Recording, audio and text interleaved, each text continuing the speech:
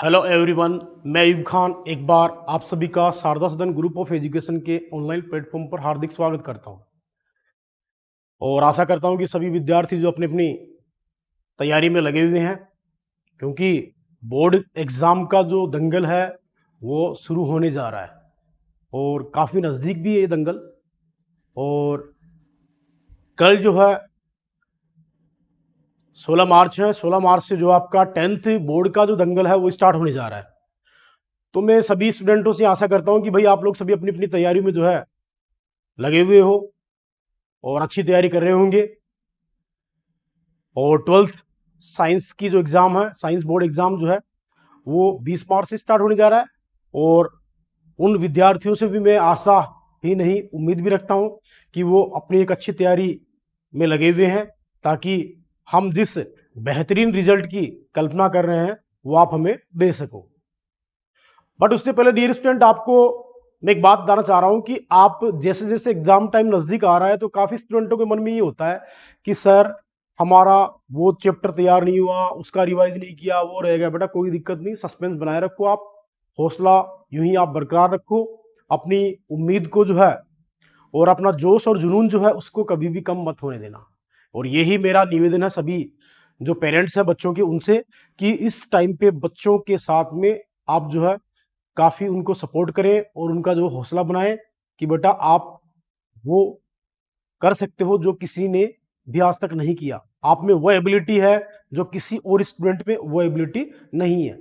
तो उनको आपको जो है हमेशा उनके साथ ये सिंपैथी और ये जो है सस्पेंस बच्चों के साथ जो है बनाए रखना है, ताकि स्टूडेंट जो है अपने एग्जाम में अच्छा परफॉर्मेंस कर पाए। तो देखिए स्टूडेंट, मैं आज आपको 10th स्टूडेंट और 12th स्टूडेंट जो हैं उनको मैं आपको एग्जाम पैटर्न के बारे में बताने जा रहा हूं कि आपका जो पेपर है वो एग्जाम में जो आपको उसको कैसे सोल्व करना है और आपको बिल्कुल भी घबराना नहीं है। तो देखिए, चलिए मेरे साथ।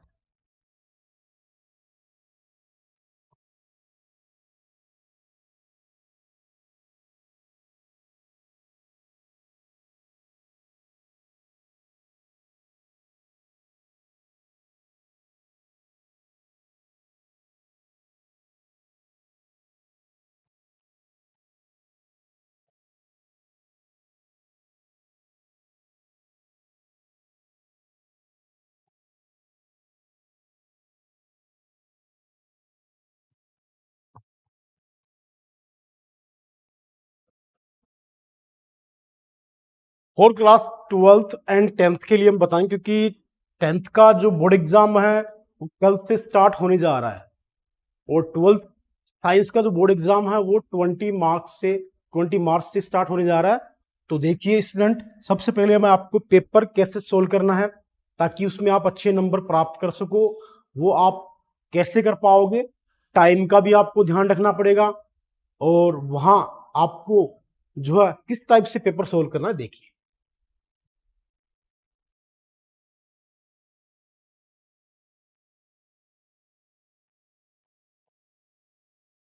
खंड ए में जो है क्वेश्चन 3 होंगे। Question number 1, question number 2, question number 3। Question number 1 जो है ये ऑब्जेक्टिव सेक्शन वाला क्वेश्चन है। इसमें क्वेश्चन नंबर फर्स्ट से 12 तक के क्वेश्चन होंगे।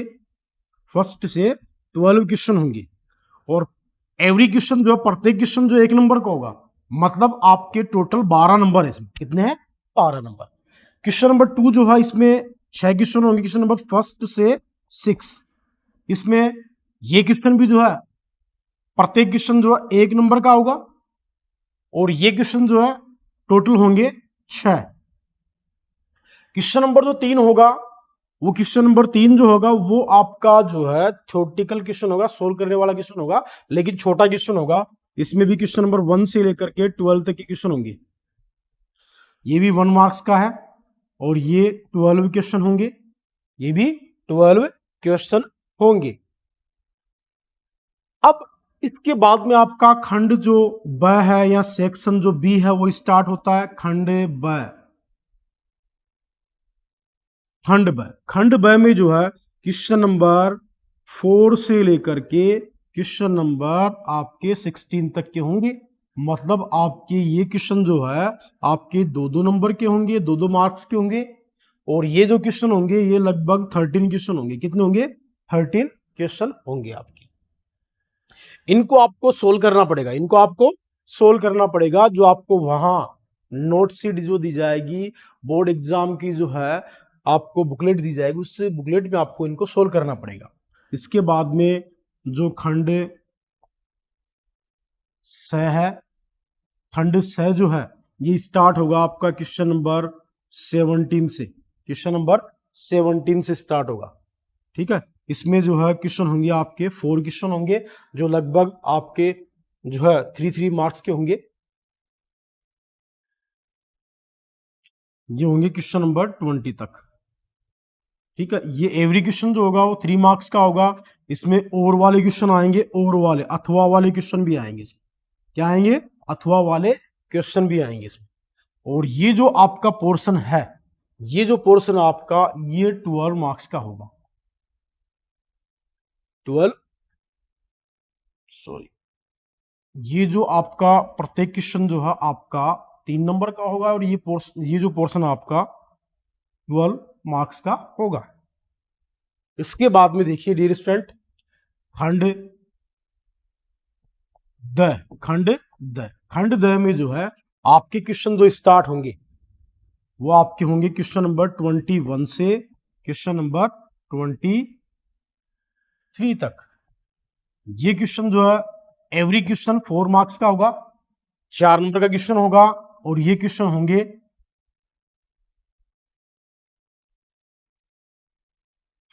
ये जो क्वेश्चन होंगे, ये जो क्वेश्चन होंगे आपके लगभग 3 क्वेश्चन है, 3 क्वेश्चन आएंगे। और ये जो क्वेश्चन होंगे आपके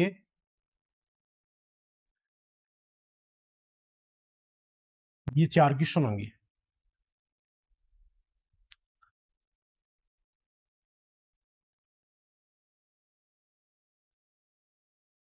और इन क्वेश्चंस में भी डियर स्टूडेंट और वाले क्वेश्चन, अथवा वाले क्वेश्चन होंगे, और वाले क्वेश्चन और अथवा वाले क्वेश्चन आपके इसमें होंगे। तो सबसे पहले आपको क्या करना है डियर स्टूडेंट, आपको सारा जो पेपर है वो अच्छे से एनालिसिस करना, उसका अच्छे से उसकी रीडिंग करनी है, उसको अच्छे से पढ़ना आपको। अब आपको क्या करना है, सबसे पहले जो खंड ए है उस खंड ए को जो है सोल्व करना है। और मेरे हिसाब से जो खंड ए है उसमें आपको कैसे सोल्व करना है, जैसे क्वेश्चन नंबर 1 है, क्वेश्चन नंबर 1 में आपको लिखना है क्वेश्चन नंबर 1 आंसर। आपको एक टेबल बनानी है, ऑब्जेक्टिव क्वेश्चन है, सारे सारे क्वेश्चन क्या है? ऑब्जेक्टिव क्वेश्चन है। और ऑब्जेक्टिव क्वेश्चन जो आपके 12 क्वेश्चन है, तो आपको क्या करना है, आपको इस टाइप से टेबल बनानी है और टेबल में उनका आंसर पुट करना है। वहां आपको आंसर जो सोल्व करके नहीं निकालना। ठीक है, आंसर जो सोल्व नहीं करना, वहां आपको क्या करना है, जो राइट आंसर है आप रफ, जो आपकी बुकलेट होगी उसके लास्ट पेज पे आपको जो रफ वर्क के लिए पेज दिया जाएगा उसको आपको रफ के लिए यूज करना है। तो उसमें आपको क्या करना है, इनका सॉल्यूशन फाइंड करना है। और जो सॉल्यूशन है, जैसे मान लो फर्स्ट वाले पार्ट में आपके पास ए ऑप्शन आया तो ए फिल कर देना है। सेकंड वाले पोर्शन में क्या आया वो फिल करना है। थर्ड क्वेश्चन जो है उसमें क्या आया वो आपको फिल करना है।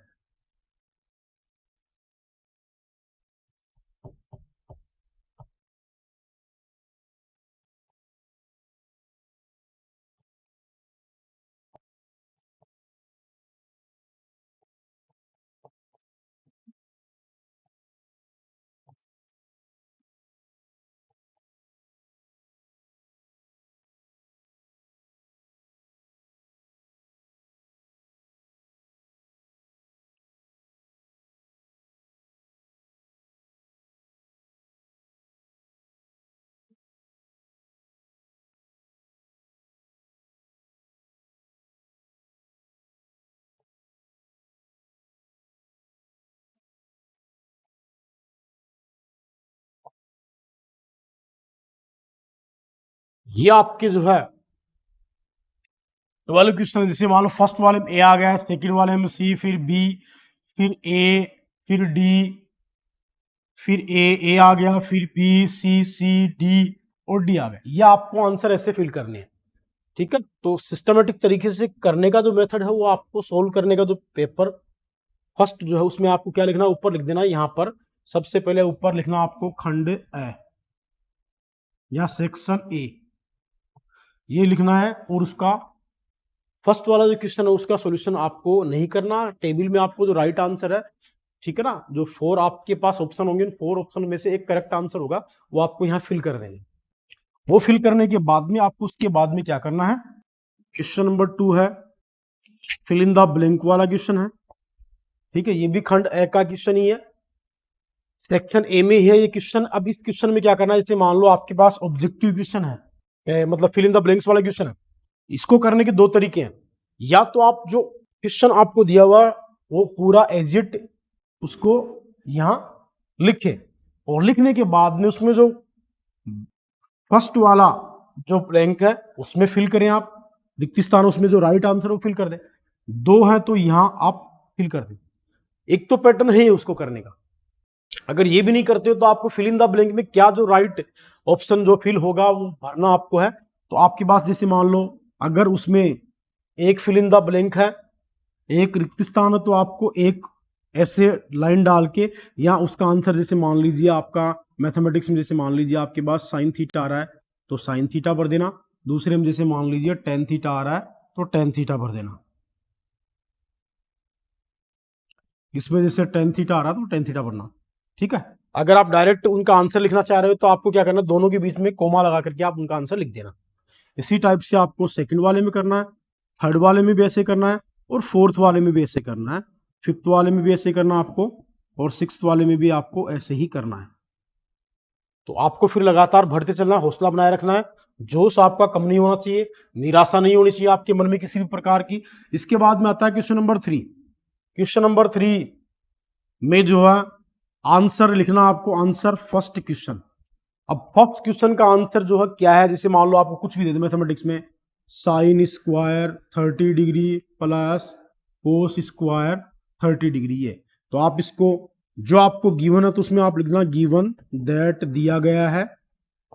जैसे आपके पास साइन 30 का वैल्यू, जैसे मान लीजिए आपके पास 1/2 है तो 1/2 का होल स्क्वायर, कोस 30 का वैल्यू क्या है वो आप लिख देना यहाँ से, कोस 30 का जो वैल्यू है वो आप लिख देना √3/2 का होल स्क्वायर। इसको सोल्व करना है फिर आपको 1/4 प्लस 3/4, एलसीएम टेक करोगे 4, 1 + 3 = 4/4 = 1 आंसर। ये आपने लिख दिया, बस ये आंसर। ऐसे आपको सोल्व करना है, और ये क्वेश्चन आपको सोल्व करने कहां से कहां तक, डियर स्टूडेंट, फिर ऐसे ही सेकंड वाले का आंसर, फिर ऐसे ही थर्ड वाले का आंसर, फिर ऐसे ही 12 तक के जो क्वेश्चन है उनका आंसर आपको देना है। हो सकता है कि सारे क्वेश्चन आपको नहीं आ रहे हो, कोई क्वेश्चन जैसे मान लो आपको आंसर किसी क्वेश्चन का पता नहीं हो, या उस क्वेश्चन में आपको कोई प्रॉब्लम आ रही है, तो कोई दिक्कत नहीं, उस क्वेश्चन को आप छोड़ सकते हो, या उसके लिए कुछ स्पेस आप रख सकते हो कि इस स्पेस में, इतनी स्पेस में क्वेश्चन सोल्व हो जाएगा, ये भी कर सकते हो आप। ठीक है ना। इसके बाद में आपका जो खंड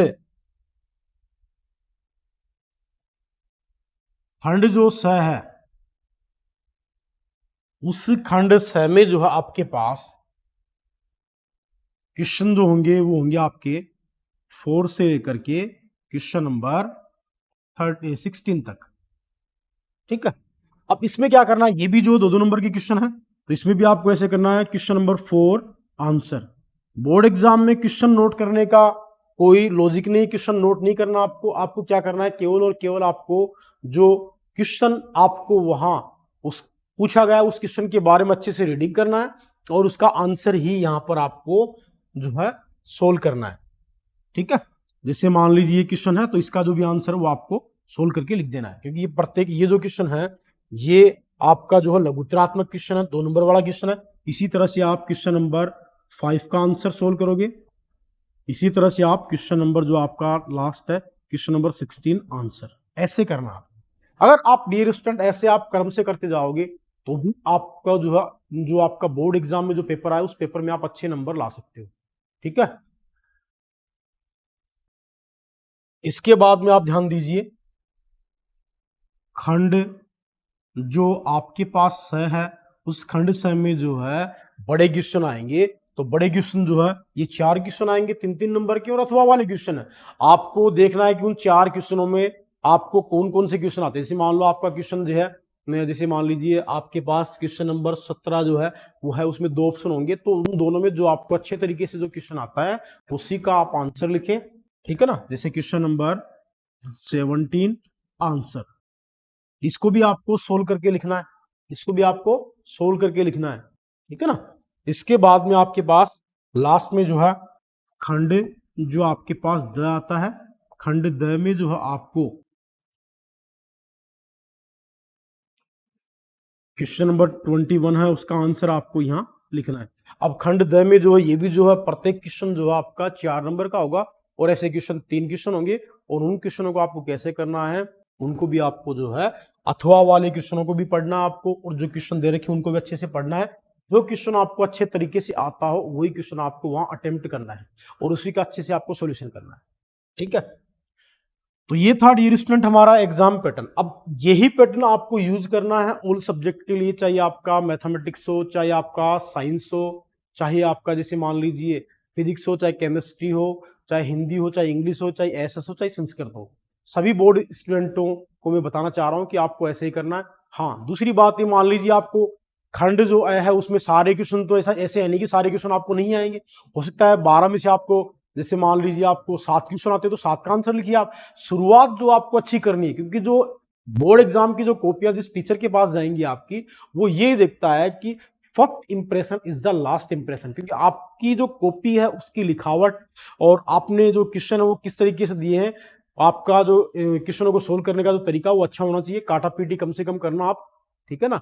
और आपको क्या है, जैसे मान लीजिए क्वेश्चन कोई आपको नहीं आ रहा है तो उस क्वेश्चन को आप लास्ट में कीजिए, ठीक है।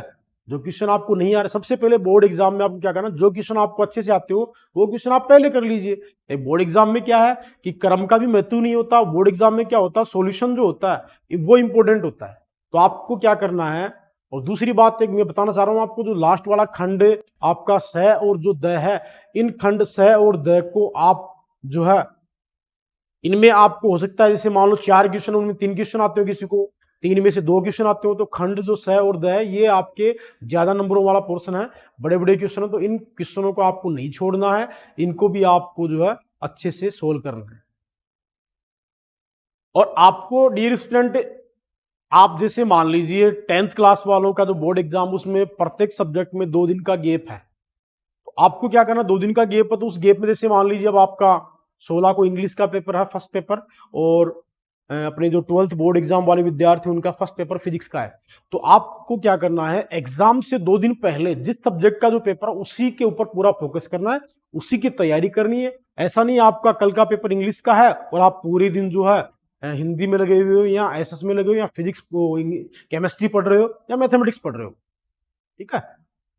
आपको क्या करना है, जिस दिन आपका पेपर जैसे 2 दिन बाद में, तो 2 दिन तक उसी पेपर की प्रिपरेशन करनी है। हाँ, आप जैसे मान लो छोटा सा रिवीजन के तौर पे आप जो सब्जेक्ट को जो नेक्स्ट डे जो पेपर है उसके बारे में आप जो है अच्छे से रिवीजन करें और अच्छे से उसका जो है उस पेपर की आप तैयारी करें, ठीक है। घबराना नहीं है स्टूडेंट, आपको अपना हौसला बनाए रखना है।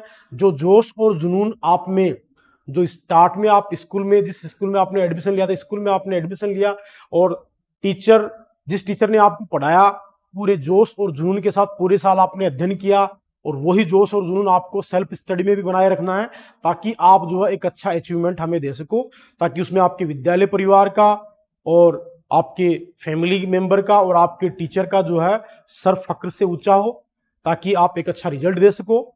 और मैं आशा करता हूं कि स्टूडेंट आप सभी जो है अच्छी तैयारी कर रहे होंगे, और सभी स्टूडेंटों को जो है अच्छी तैयारी करके एग्जाम देना है, घबराना नहीं है, हौसला जोश और जुनून अपना बरकरार रखना है। थैंक यू, धन्यवाद, मिलते हैं अपने नेक्स्ट वीडियोज में।